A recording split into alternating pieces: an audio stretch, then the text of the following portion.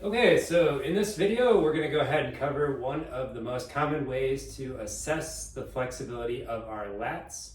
Our lats, or latissimus dorsi, as the big muscle that we have that runs up in through our armpit, kind of starts all the way in our lower back and actually attaches in through the front of the shoulder.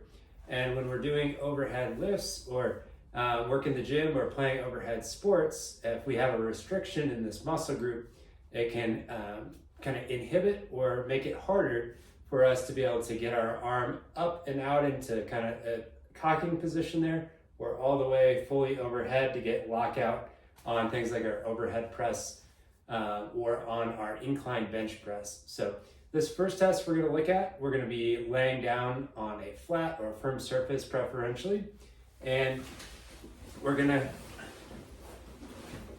try and keep our lower back flat so there's no arching up off of the surface that we're working on.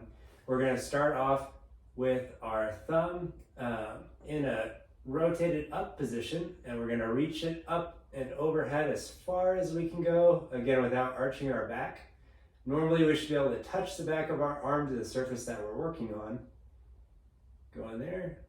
And then we're going to do the same thing on the right side. Okay, maybe a little bit tighter over there today. Okay. And then we're going to go ahead and actually put a little bit of slack into the lat. And so we're going to turn our thumb down from there. And we're going to see if we can get any further back into that motion with the thumb turned down.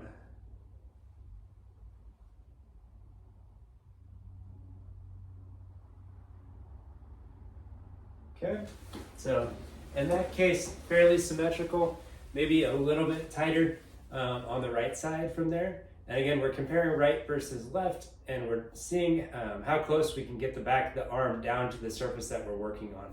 If we're elevated up a little bit higher in that position, especially with our thumbs rotated up, then we might be suspecting that our lats are a little bit tighter.